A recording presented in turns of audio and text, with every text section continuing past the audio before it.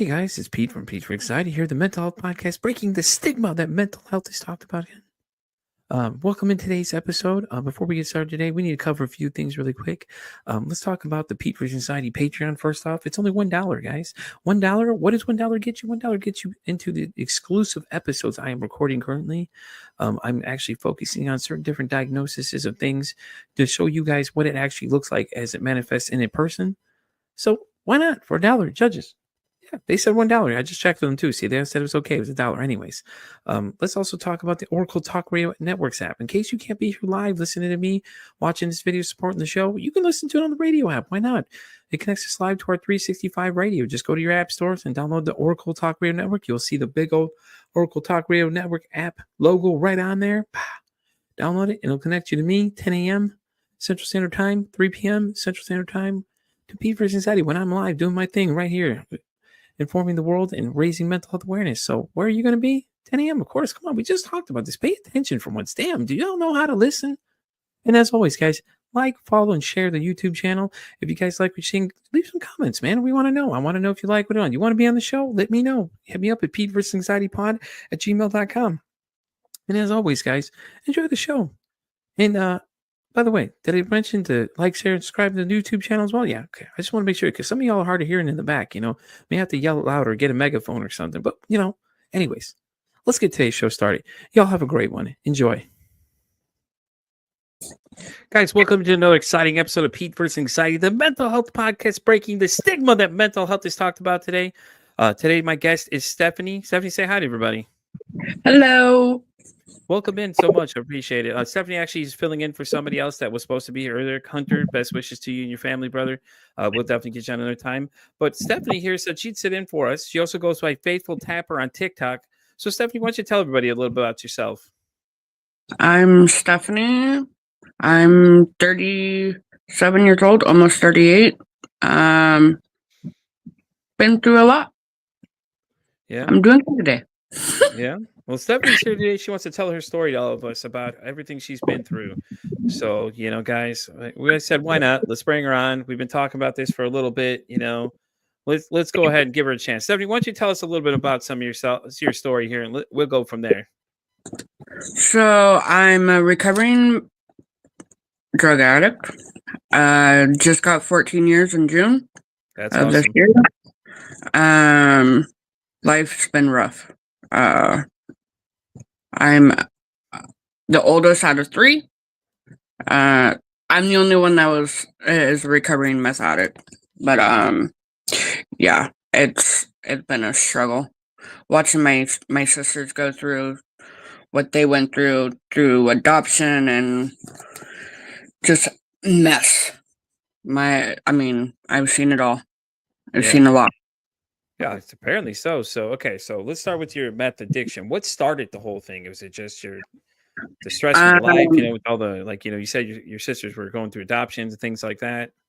Childhood trauma. Yeah. And so what kind of trauma, if you don't mind me asking? Well, from the ages 6 to 16, I was molested by a family member. He was younger than me, but because he was younger, but he was bigger. I weighed no more than 100 pounds all through middle school, grade school, high school. And he stood I didn't hit 5'3" until I was 17 years old.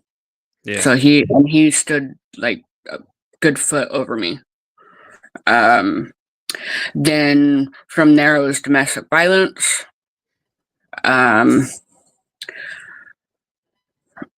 Just a whole bunch of stuff. And plus I come from a very long line of alcoholics and drug users. Yeah. So seeing it firsthand, not knowing exactly what it was until I was 16. So I get that. That had to be rough though. You think about it because you're seeing it all the time, and you're not processing what it is, obviously, because you're a kid at the time when you're seeing a lot of that stuff. Exactly. And all the different abuse and everything. It's just insane. Right. I mean, when you're a child and you don't know what exactly is going on around you, but you see people coming and going, coming, going, cops coming in, pounding on the door, doing, searches with warrants and guns and, I mean, just everything. So, like, Jesus. yeah. Damn, they're raiding your house I've too? been, yeah, yeah. Our house was broken into a couple of times. I helped my cousin at 14, 15 years old run because I lived out in the middle of nowhere. Yeah. And so there was no street lights, no nothing. So if you seen headlights coming down the road, you knew what they were. Yeah. So I mean, so I helped my cousin run from the cops like 3 times. I was like, "Hey, the cops are coming, run!" So he ran, Yeah. but they would come up to our house all the time and do search warrants and stuff because he was absconding. But I had got like 2 cousins that did prison time. Yeah. For drug possession, robbery. Oh, damn, okay. Oh, so it runs deep then. Okay. Yeah, all right. That makes sense. Yeah. I've got an aunt that's a repeat felony offender, from check forgery to money laundering from a store that she worked at. Damn, you guys are Walmart. just covering everything in the book, huh? You're just like, Oh oh, yeah. let's start making a checklist here. Let's just hit them all along the way, money laundering, Like, drugs. I've seen it all. I've even been, when I was in active addiction, I was on the receiving side.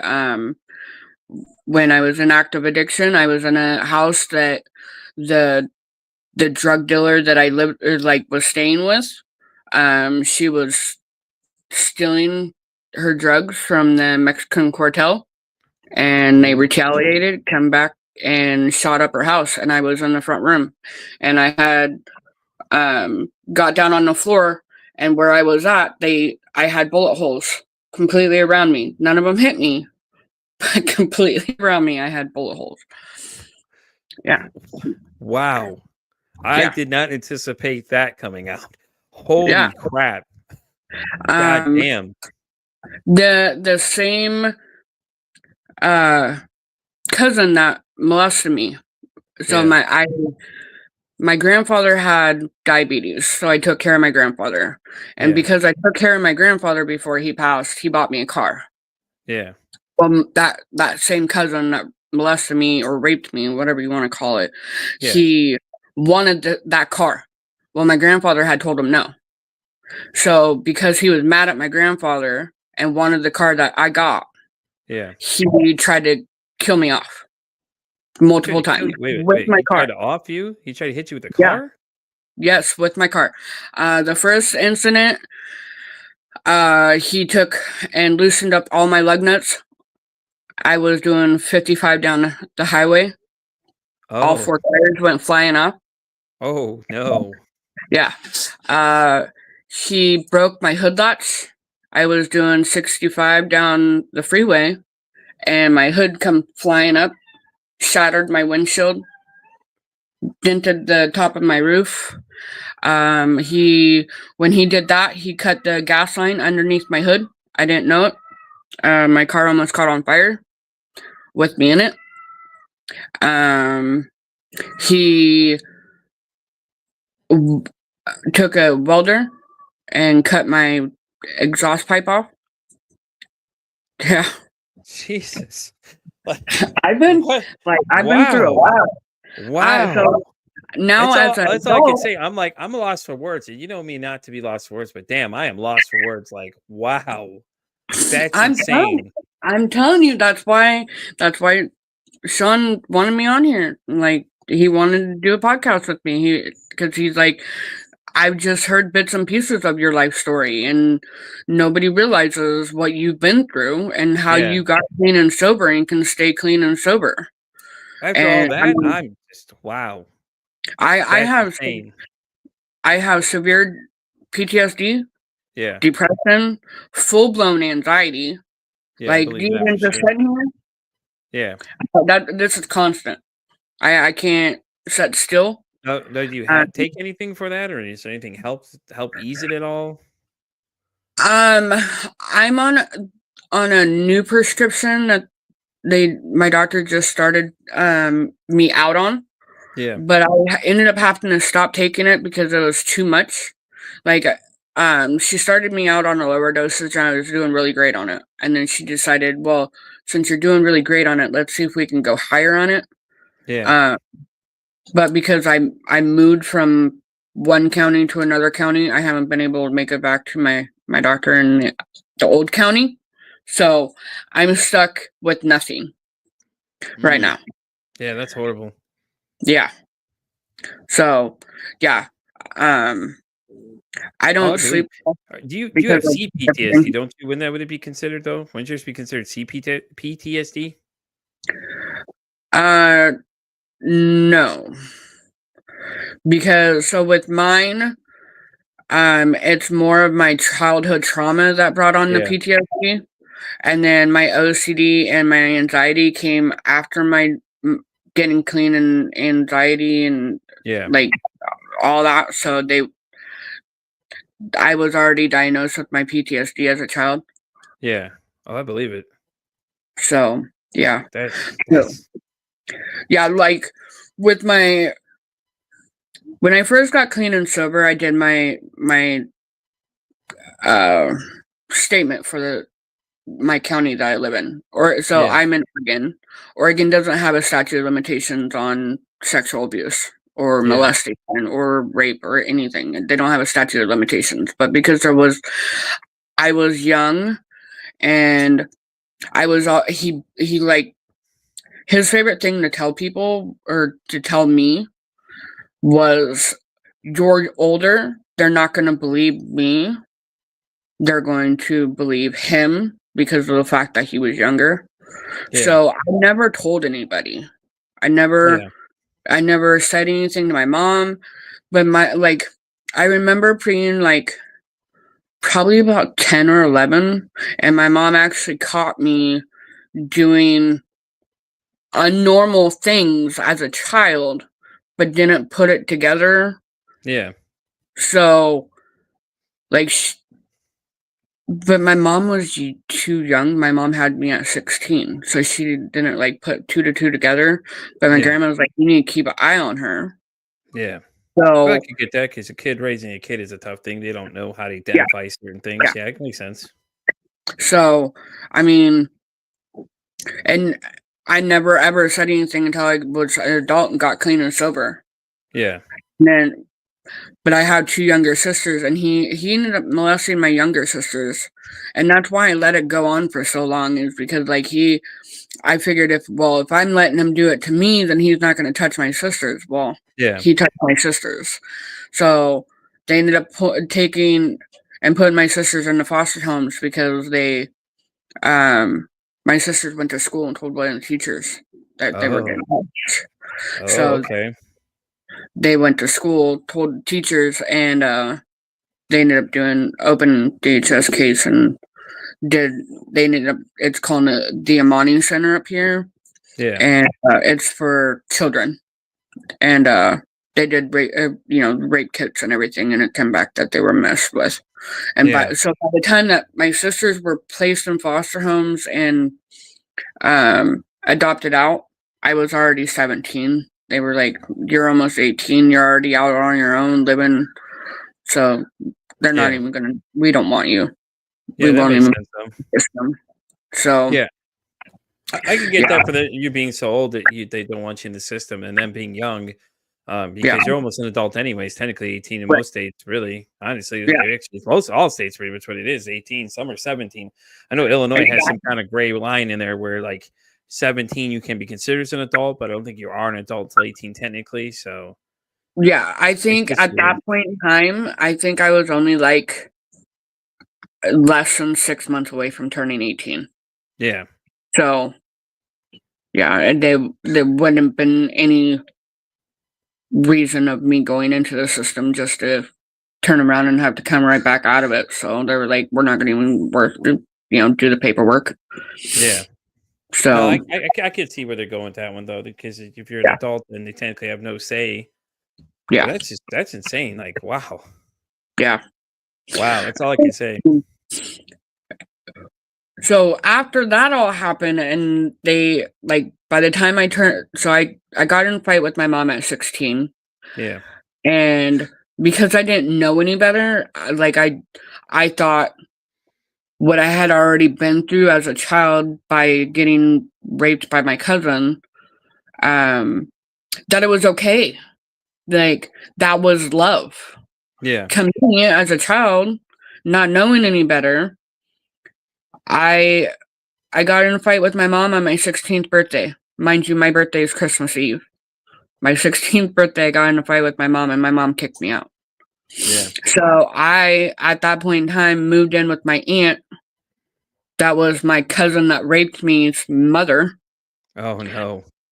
and um, started dating at 16. Started dating a 32-year-old man, and he's Mexican, Yeah, and Mexicans treat their women horrible. yeah, So that's where domestic violence came in. So 11 years, I domestic violence situation, had restraining orders put in him or on him, and would go and have him dropped because, oh, I'll change, and never got better. yeah. The typical thing. I'll change. I won't do it again. hmm It won't be So different this time. I won't do that. Yeah, yeah. Okay. almost had a miscarriage with my daughter 3 Yeah, times because of him. Um, Ended up having gotten STDs not once but twice because he was cheating on me so it was horrible. I believe it. I believe 11 years of Horrible. that too. Jesus. I mean, well, you got to So think of it this way though, because he's 32 and you were 16 at the time. So you really don't know anything about the world. You don't know what to do. You're trapped. no. Technically, you're really trapped for all Yep. that time because you don't Yeah. know anything better. Exactly. And then your And so distorted perception of what love was at that time, it's just like, mhm. God only knows what you were thinking at that time because that's just crazy, man. Like, just, I hear these things that people go through, and it's like, I'm a strong person against, like, I don't like when dudes hit women, and I just want to talk to them. I just want to talk to them. That's all. Just send their address. I'll talk to them for them. I can't tell you it'll end well, but I'll talk to them. I mean, but it's just like it's ridiculous, dude. It's like Right. for you to Yeah. feel that empowered that you feel like you can do that to them. It's just fucked up, honestly. Right. Exactly. And so like I still didn't understand what true authentic love was until I Yeah, was actually pretty much in my 30s. yeah, And I thought I met that right person. Well, that wasn't the case either. Definitely wasn't the case. Um, so when I left him. I went back to my grandfather's for a while, yeah, and I was introduced to drugs by my another cousin. Um, so I started using. First, it was just doing lines, and then it went to smoking it and couldn't stop, and it just went down. When I first started my drug use, I was 165 pounds at 5'3". And by the yeah, time I was done, I was literally 2 years later. I was skin and bones. I started out in a size 16 pair of pants. By the time I yeah, was done, I was into a 00. And I thought I was hot shit, that I was like, nobody said anything. But I wasn't, because to me, when I got clean and sober, after I looked at my life and like got clean and sober and thought about everything, I was like, maybe it's because of my anxiety and my PTSD and everything else, and with the OCD and everything, that being high, you see active users on meth bouncing off the walls, tearing crap apart, like just destroying everything. I wasn't that person. No, maybe that's what it did, though. Maybe it made your It anxiety can kind of only mellow react. out. Yeah. Yeah, like it didn't give me like a necessarily a high. Yeah. It gave me a low. But I could stay up for months and months and months and not sleep and be just fine. Yeah. But I wasn't like the bouncing off the walls type. I would sit back in a corner, observe everybody, and like, okay, I don't want to be like that. I don't want to be like that. Don't do that. So I never got in trouble. I never went to jail for anything. I minded my own P's and Q's and I stayed to myself. Yeah. I get that.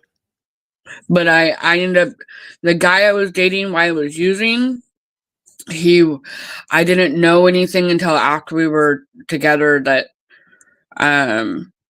he had his dad was shot and murdered by Multnomah County police here. Yeah. So he retaliated as a young teen and shot and killed the police officer that killed his father, and he ended Yikes. up going to prison for it. Yeah. He had a felony, and then when we had just went and bounced around from house to house to place to place to place, and when I got clean the day I got clean and sober, he gave me the choice. You have one or two choices. I was like, okay, what's my choices? He goes, well, one, you can go home and get clean and sober, or two, I'm gonna sell you to this pimp, and he's gonna put you in the sex trade, and nobody will ever be able to find you. And What kind of choices are those? I Like, I get met the first one. The first one, but the second one is just like, what the hell? yeah, he was gonna sell me for a 20 bag of dope. And I was like, oh, well, that's not love. That's, I mean, you tell me you love me, but in all reality, you just wanted me because I had a hookup for drugs, or I had That's what it money is. coming in for drugs, That's what it or is right there. I had money to pay your bills, and still was giving you drugs. Yep. So I decided I'm going home. So Well, yeah. I came home. Listen. That or get sold off to be a sex Yeah, slave. But like what? like Like when you he said he that, when you told me he said that, I was like, wait a minute, what did he just say? What the yeah hell? That's he crazy. So he was so high and so paranoid that he literally carried a 9mm pistol around with him, Oh, that's even and worse. he pretty much pulled out the gun with him, and he's like, "Okay, well, here's the pimp." He, I was, I'm going home. Yeah. She's like, I'm I'm out. going. Doses. I'm out of here. Yeah, yeah. So, I actually keep tabs on both my cousin and my ex.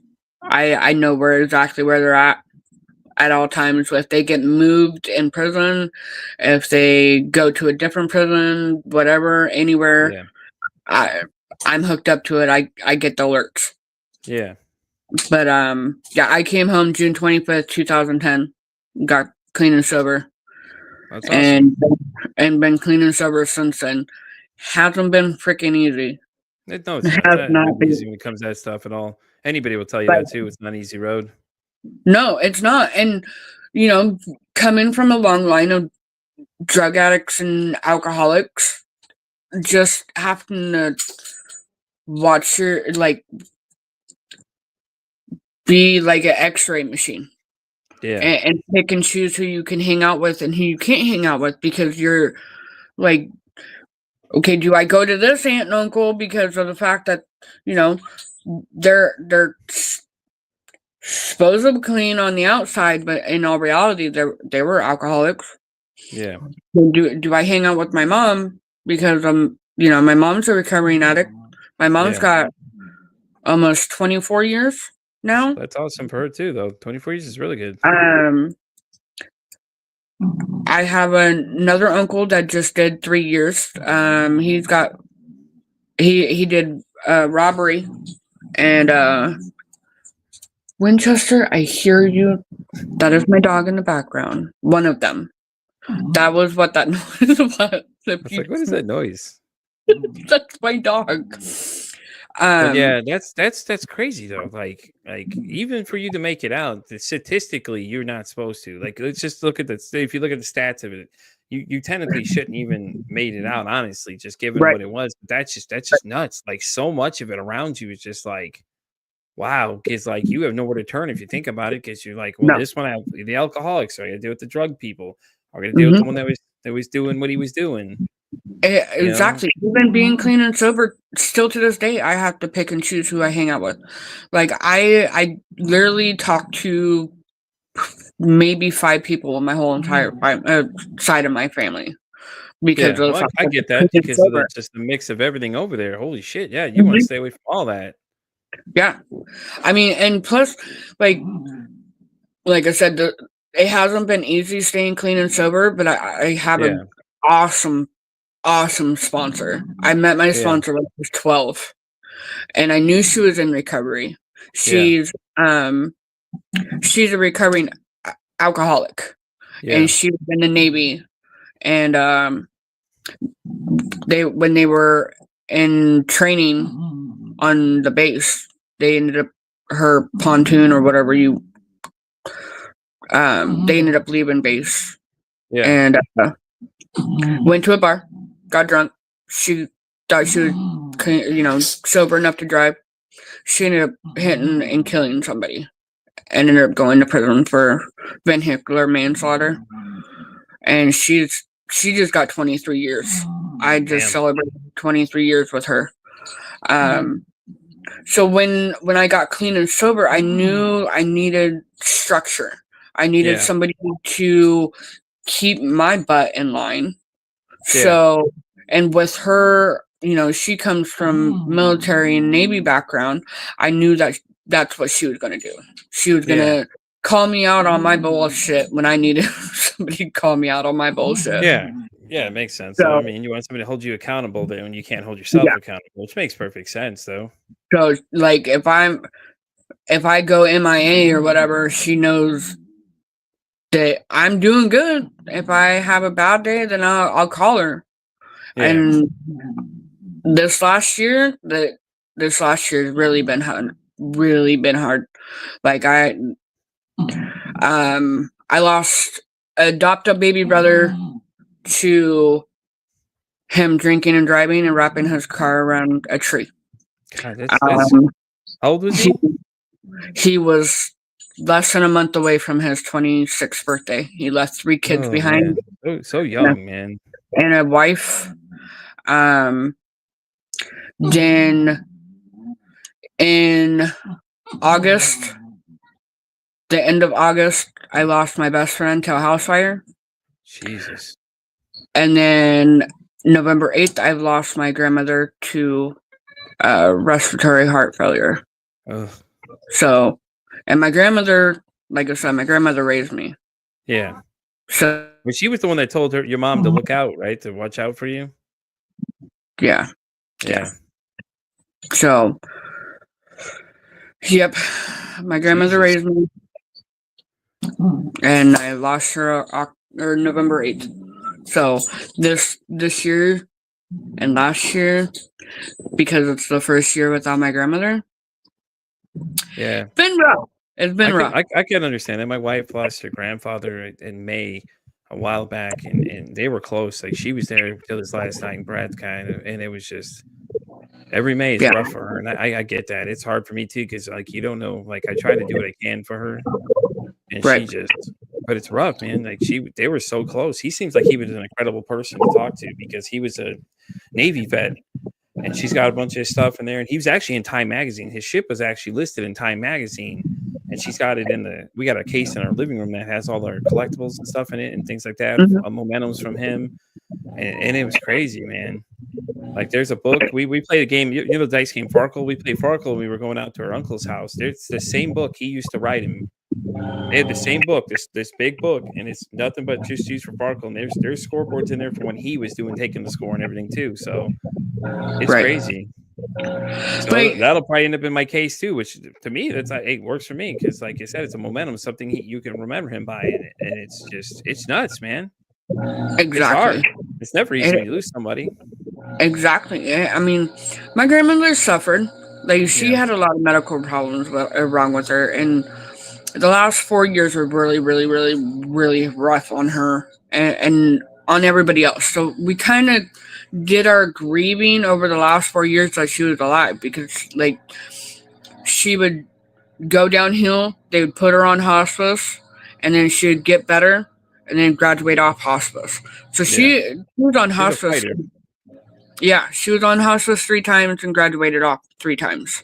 Yeah, And then she had renal failure, congestive heart failure. She was in AFib. They couldn't get her out of AFib. She had her stroke in 2001. yeah, I blamed myself for that for many years, but yeah, she went through a lot, and yeah. then Sounds like she's a fighter. She was a fighter to the end, man. She didn't give up to the end. yeah, like, I carry her around with me, and this gets me through. No, I hear There's you. some mornings that I feel like she's like trying to tell me something, because I wake up and my necklace is just tight. Yeah. But Well, I don't know how deep into spiritual you go, though. She might actually. You never know, because a lot of times you feel that energy of the loved one around you trying to tell you something. Sometimes, and maybe that's what yeah, she's trying to tell you. Something you're just not seeing yet. And eventually you'll probably end up seeing the message of what she's trying to tell you, and stuff like that. right. Well, I mean, and she did kind of, like, I was probably one of the last grandchildren that she went and visited in dreams, and I truly believe in all that stuff. Yeah, And she told me, she goes, I waited until last to come and see you. Okay, why did you wait? Because I know you were going to be okay without me, and I yeah, know that you were going to eventually be the last one because you were the favorite, and I know you were going to be okay without me. But I need you to keep an eye on these people. Like, go ahead. You're the stronger one. You're the independent one. You've always been. yeah. So No, I I've believe all always that too. I believe that sometimes they visit you in your dreams and talk to you and things like right. that, and all that. That's not anywhere past me, honestly. Like I feel like that too. Like sometimes, they try to connect you from beyond, and depending how far and how deep you go into it, it's like there's evidence there that spirits are real. It's just Right. you need to look at what you're seeing. Is sometimes we don't realize that's what it is, or they're trying to communicate with you, and just strange things that'll happen, and it's weird to other people because it's hard to believe because like you see movies and movies tend to just water down everything or make it look all Mm-hmm. Hollywoodish, but it's really what it is. I mean, like think about it. Was Annabelle had the Warners and the Annabelle doll where the demon had took it over, and stuff like that. That's an actual doll. Like people don't realize that the doll didn't look like that. Obviously, it was a Raggedy Ann doll, but you can still go see this thing. It moves. It completely moves. It'll look at you and everything else. Like that's an actual thing moving it. It's not somebody else moving it. It's an actual Exactly. entity moving that. So explain that to me how that's happening, and you're gonna tell me it's not real. Exactly. Like, it's crazy. Like,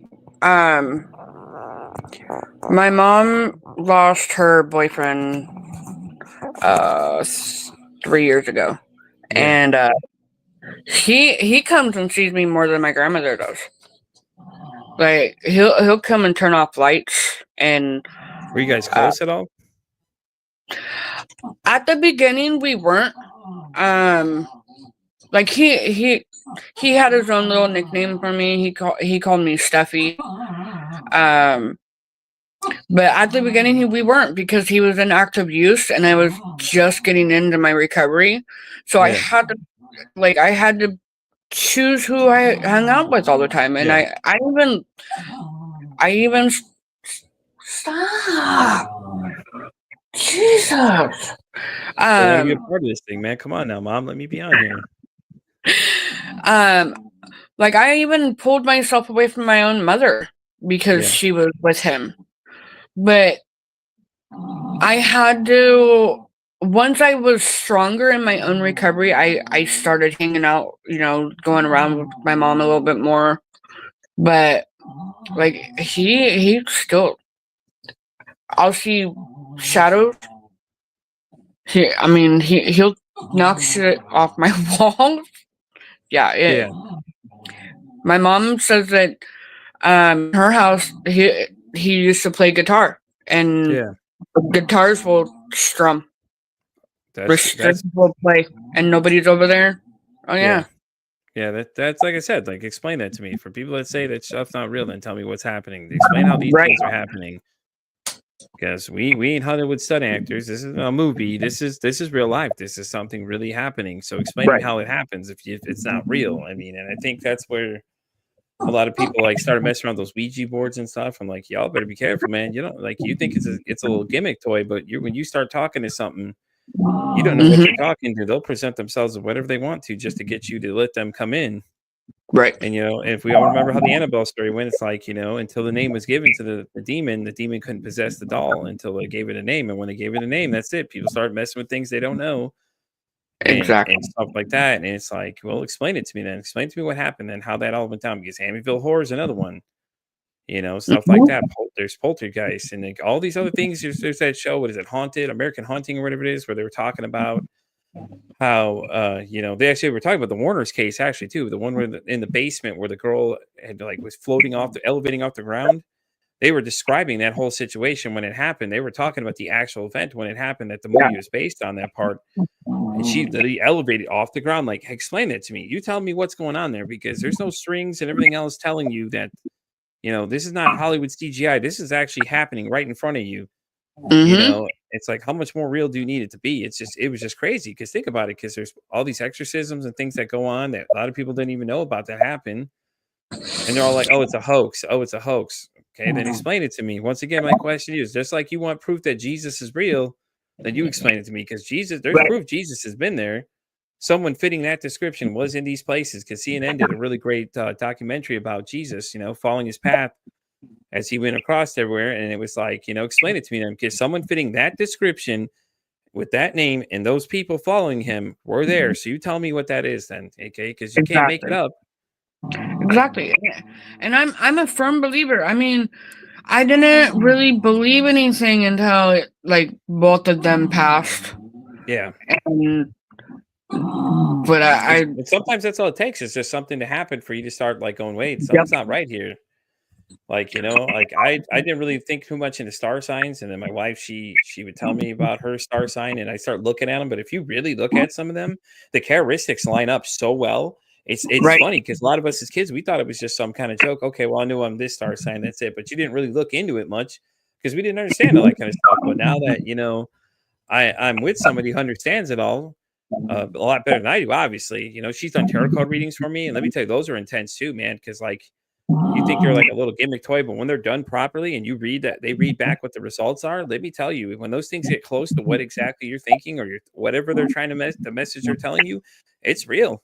That right, stuff's real, man. You got to be careful. A lot of that stuff too. That stuff too, man. You get some crazy stuff that may come back because like each card has a different meaning for different reasons.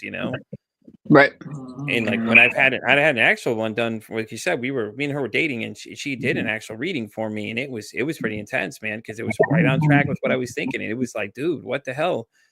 yep, Like I was like, whoa, like I'm always open to new things. And I was like, sure, why not? Because I never understood how the cards work. I was never taught to me how it worked. We always thought they were just some kind of gimmick thing as kids, but she had hmm, showed me that they actually have meanings and everything, and she was explaining them to me. So she'd read them, and then she'd go back and read all the cards and figure out what the meanings were, and come back and explain it to you. And it's just yeah, like how accurately close it was for her, not knowing as much as she does now. She was just accurate completely, and it was the craziest thing because I was like, damn. And then we had me thinking for a minute. I'm like, man. And I started explaining the pieces to her, like, hey, these things there. all this stuff. This is this is what I'm dealing with. Da, da, da, these things, and it all fell in with those cards, and it's the craziest thing ever because it's like you don't think anything of it, but when it's used properly, it'll blow your mind the things that you can find out. Yeah, right. And it's the same thing with everything else. It was just like, but it's just crazy, man. Like where you've come from to now, man. There's nothing less than amazing right there because for you to go through all that stuff and still make it out, that's it, done. That's it. God had a plan for you.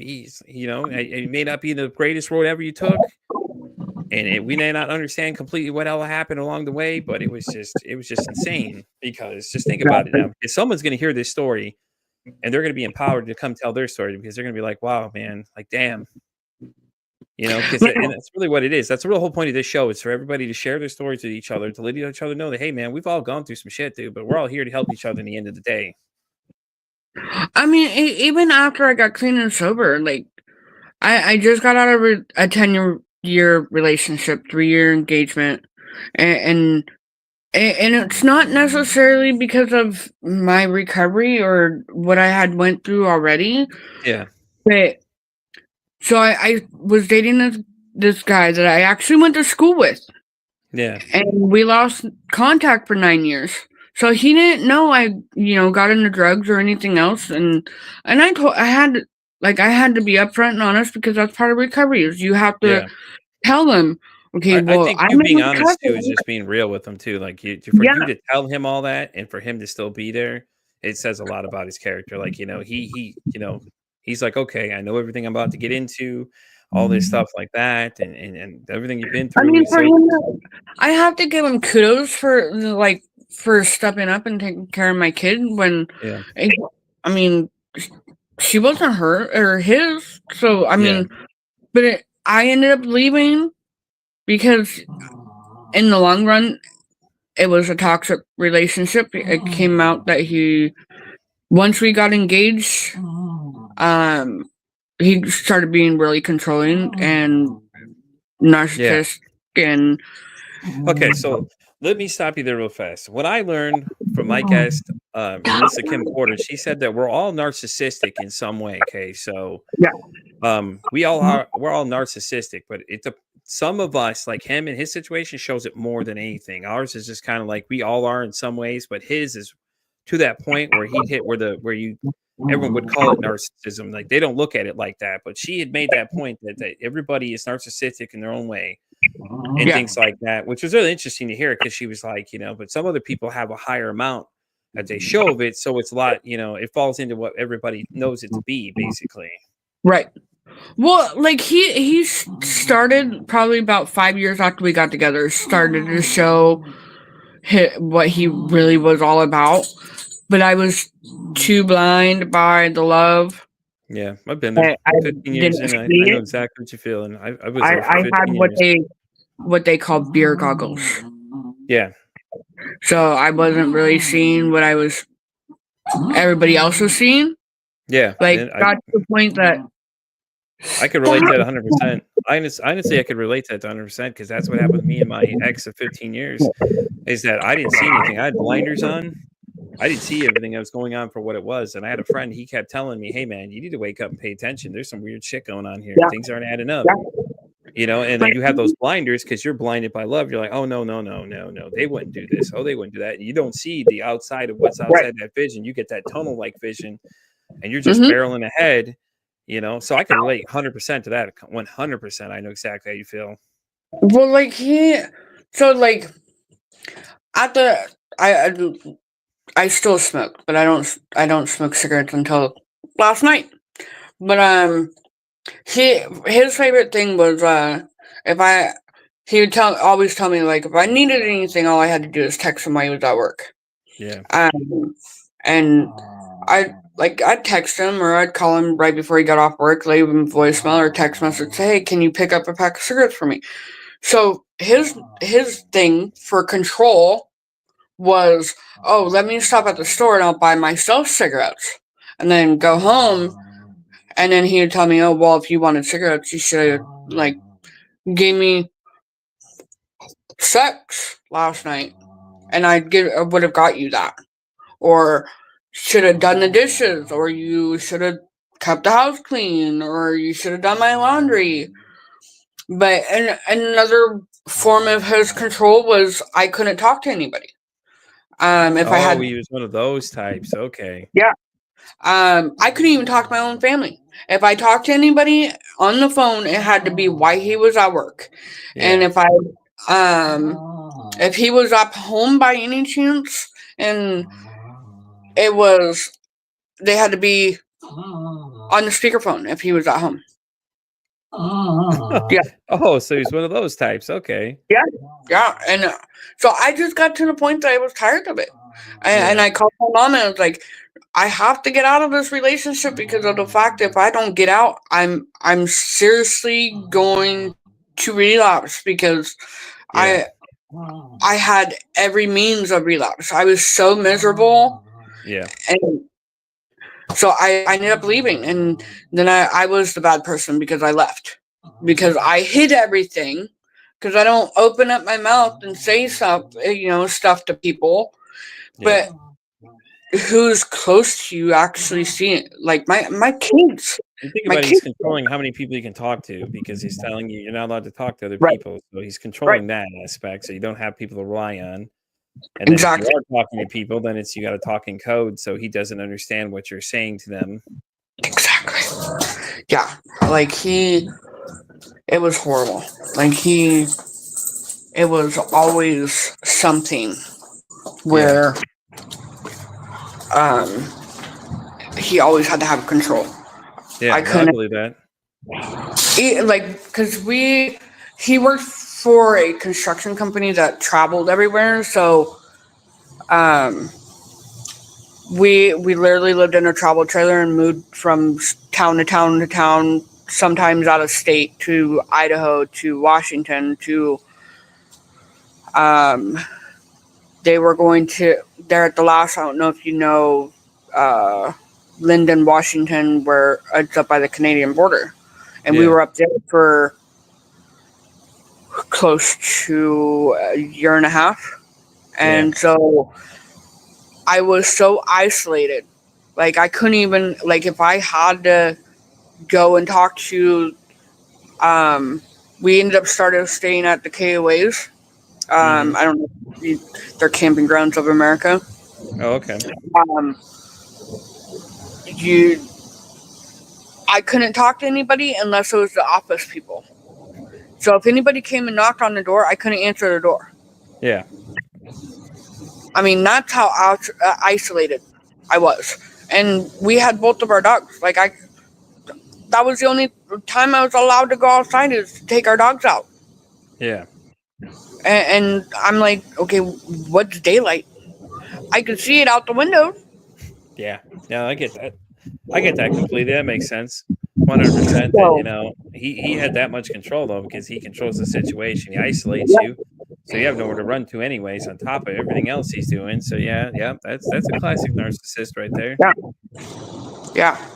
I mean, when you're out in the middle of nowhere, 7 hours away from home, you're like, okay, well, what's the game plan? How am I going to do this? Exactly. So I actually called my sponsor. I was like, I need you to come and get me. Come and get me. Well, that didn't happen because just by the nick of chance. I think my best friend went the way he went because I ended up going to his celebration of life, and on my way home, we happened to stop, and I had to house sit, and I just happened to be in my stomping ground where I grew up at, and then he ended up going back up to Lyndon and telling his boss, "Oh, well, I think my relationship's on the rocks, so I need to go home and fix it." So they let him come home, and I kept on Crafty one. I'll telling give him that him, much. He's crafty, though. I give him that because he was coming up with every angle. He thought of every "Oh angle. yeah, He was yeah." like, I can control this situation. Watch me go. Well, he kept on, like, he would call me. Like one day he called me 12 times. What do I need to do? I miss you. What are you doing? Who are you with? Why are you doing that? Where's the dogs? what are you doing? I'm like, oh, I'm cleaning house. I'm doing the laundry. I'm doing dishes. What do you not understand? I'm doing stuff. I'm not talking to people. Just because you're there and I'm here doesn't mean I'm talking to people. Yeah. And TikTok was a big thing. That was Okay. like Okay. when it was So were you guys together when you answered these calls? He was calling you 12 times, or this was during your separation? separation. We And I we were wouldn't answer his separated. calls at all. Then why? I wouldn't answer his goddamn calls. I wouldn't even give him the time of day. If I didn't answer the phone, he would have. There was one day that I did not answer the phone. I ended up having to turn off my phone. By the time I turned it back on, 4 hours later, I had 100 missed calls and 200 text messages in my inbox Jesus. in 4 hours. You know Yeah. what you could have done? You should have set up a text app number for him and like, oh, here's my new number, and gave it to him and just left him in there. So we did this whole separation thing for 3 weeks. Every Yeah. time he called me, it was like, what do I need to do? How do I fix it? And I was like, you just don't understand. There's no fixing it. You need to stay up there. I You need need to to get stay down help. here. First off, let's talk about the most important thing. He needs to get some damn help because Right. whatever And he his feels deal the same is, way. he needs to handle that. And that mean that in the nicest way possible. He just needs some Right. help. Right. And like, so I was like, what more do you want me to tell you? Like, there's no fixing you. There's no fixing our relationship because you've already drug it through the dirt. You've destroyed everything in me. I'm still building myself up. Yeah. I mean, how long did it take me to talk to you in the live? If you wouldn't have talked to me first, I would have just stayed silent. Yeah. Yeah, I I know, because mean, you used to come in Sean's lives all the time, and I'd talk to everybody, honestly. And I get that completely, just because to be standoffish, because given what you've gone through, holy shit, dude, I wouldn't I fucking be talking to I've people at always all. I always have my guard up, always, and Yeah. I'm always constantly looking over my shoulder. Yeah, I believe it. Constantly. I mean, 'cause you never know who's there.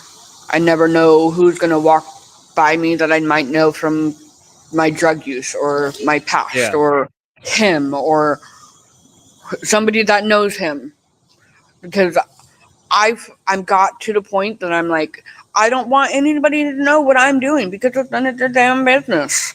Yeah. So No, I get that completely. I'm doing better without you. Yeah. But yeah, he ended up getting moved down to where I was at, and he he ended up fighting with me. And so I was like, fine, I'll go out to the trailer. I have the key. I'll grab my shit, and I'll be done. Yeah. That's it. Well, that started even a bigger fight. He come home from work. I had packed up all my shit, took it into the house, and he come home and my kids were there. And he comes, opens the front door of my adopted parents' house, and says, "Can you come outside to talk to me?" And I'm like, No. "What? What? What is No. there that you can't say in front of my kids and our adopted dad that nobody don't already know? Like Yeah. everybody No, I agree. already I knew." wouldn't have gone nowhere with that guy. Hell no. Not a single So, thought would have gone through would have told me to say yes. I would have told him hell no. um, he ended up. I ended up giving in, going out in the front yard in the No. daylight, like underneath the street light, so everybody can freaking see me. But I Okay. ended up going out on the porch. I didn't leave. Yeah. Hell no, I wasn't going Yeah, anywhere. I no. wasn't leaving. That was my um, next question, was gonna be, did you leave with him? Because I'm thinking, God, no, please don't tell me no, you did it. hell no, No. I didn't. I didn't get in no vehicles, no nothing. I stayed Yeah. right there at the house. But he goes, "I know what you fucking did." I said, "What'd I do?" "Oh, you came out there and packed up your shit." I said, "Didn't I tell you that's what I was gonna fucking do? I came out there, picked up my shit, and I took everything that was mine." Exactly. Well, then it started a bigger fight because I had the dogs were both ours. We got the Yeah. dogs together. Well, he's gone 12, 13, 14 hours a day. You ain't got time to take care of dogs. Yeah. I took the dogs too. Right? You ain't got time for them. So that, I mean, not even for months. Months I fought with him. Yeah, no, I You're believe it. months. Like I would get text messages out of the blue. You're bitch because you took my dog. What? Okay. What? Well, yeah. Everybody that listens to this, man, listen up, okay? That is some childish ass shit right there, dude. Like, bro, accept the fact it's over. You don't have Right. control anymore, and that's what I think he knew. He's losing control, so that's why if he didn't have your stuff, he couldn't control you any further. And he Right. knew that. That's why he's mad because he knows he's losing his grip. And the funny thing about it all is after everything was said and done, after I was already out of his trailer, had returned all the keys. This was a week later. He had already been back on the dating site where he found me because he found me on Plenty of Fish. Yeah. He was back on the dating site and already had went out on a date with a girl named Stephanie. That's creepy. That's creepy. And the girl had a 16-year-old daughter. Mind you, at this time, my daughter was 17. Yeah. That's weird. Yeah. I'll have to ask my next guest about that because at 3:00 I have a therapist coming on. I'm gonna have to ask her why it is that it is, if she can explain that why it is, and maybe there's some reason behind that, and see what she says to it because I'm curious. Maybe she'll know the answer to that. Yeah, like I don't let you know what she says because it's just weird. It's funny how it's all similarities though too, and it's really weird. Like I don't understand why can't you like leave a relationship on either good terms or bad terms where you don't have to deal with them anymore? Why do you have to fight in the middle? Well, you have to understand he's not in the right state of mind either, okay? Because if he's really under what we think he's under, we don't know for sure if there's something else underlining that he may be dealing with on the top of that all. Well, he's an alcoholic. So that doesn't help either. No. And I mean, I know that his parents went through a really bad divorce, and they put the kids in the middle of the divorce. Yeah. And so he's seen what his parents went through, and he was some child. And you would think he wouldn't do that either. He wouldn't. He wouldn't cause something similar to that. But I guess whatever he's dealing with is not giving him he's not thinking in the right state of mind, honestly. So exactly. And it's crazy. I mean, it's just one of those situations where he needs to talk to somebody about all those things. But it's not your problem anymore. It's his own problem now. So not my monkey and not my circus. Okay. Well, as we get close to wrapping up, I'm going to ask you the question I ask all my guests. Okay. First off, do you have any advice for anybody that's battling addiction? I mean, you beat it. You're 18 years out, right? And what anything can you offer some help you can to them? All I can tell you is, and anybody else out there listening, is if you aren't ready to be done and you haven't hit your rock bottom, you'll know. And find a good sponsor. And make sure you go to the meetings, because those old timers, because I can tell you, old timers, they have the best stories. And never judge a book by its cover, because you never know what somebody else is going through.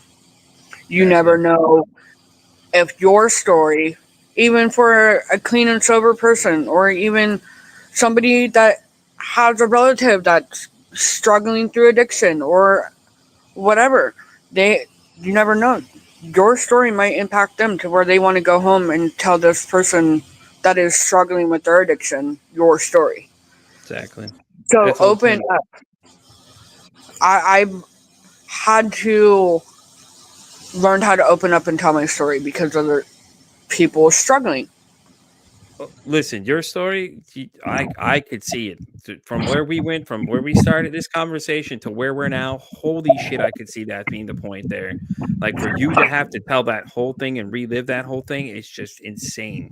It's probably to date the craziest story I've had on this show to date. And like I said, you've been through a lot, man, and it's crazy for you to get where you're at now, and then see that you're clean and you're out of it, and you're doing so well now. And you're thriving a lot better. It's like I said, you're going to inspire somebody. Like I told you, the same thing I told you right when we were talking before we started. Like this story is going to inspire somebody to want to change or get help or whatever. So, And my favorite motto that I live by now is "Only you can stop you." Only that's you can stop phenomenal. you. I love it. All right, guys, that's going to wrap up another episode of Pete vs. Anxiety here on the Oracle Talk Radio Network. My buddy Tapper here is available at Faithful Tapper on TikTok. If you ever want to come by, show her some support, give her some love for, her sobriety journey she's been on and continue to go on. Hell, if you just want to come by and talk to her, go ahead. She'll definitely talk to you, amp you up if you need it, things like that. Tapper, you want to say bye to everybody? Say, Thank you for having me. guys. Of course, like I said, appreciate you coming. It was great, and I, like I said, I'm just like, wow, I didn't know what I was in for, but damn, girl, let me tell you, I am just like, I told you. I've heard some It's a wild roller things coaster ride. sitting in this seat where I'm at now. I've heard some crazy shit, but I think that one's the number one story topper right there. That one just went gone. So, but like I said, I do really appreciate you coming on and everything like that. I know it's hard for a lot of people to come on here and share these stories, but like, trust me, somebody's going to see this story. Somebody's going to feel that they're going to be feeling empowered to come into something and like, hey man, I saw her. They're going to say, hey, I saw Stephanie's story. Just like, Ken told me he saw someone else's story. Hey, I saw Sean's story. And that's all it's going to take is one person to start talking about it, and then they'll tell other people about it, and then ask the all important question. Remember to ask the all important question. How's your mental health today? That's it. Done. All right, guys, that wraps up another episode of Pete vs. Anxiety here. You all know where to find me, Pete vs. Anxiety on the pod at TikTok. I'm also on X at the same address. I'm also on Instagram at Pete_versus_anxiety, AAXINT. Grammar Nazis. I did it just to drive you insane, just so you know. Until next time, guys, I'll be live again at 3 o'clock for my guest. Alexis is a therapist. And let me tell you, this woman has a list of specialties she's into. So until then, guys, you have a great one. And Stephanie, again, thank you so much for coming. We really appreciate it. And we'll catch you all on the flip side. Guys, remember, it costs absolutely nothing to be kind to somebody. Your kind act could save somebody's life, or hell, you can even make their day. Until next time, guys, I'm Pete. I'm signing.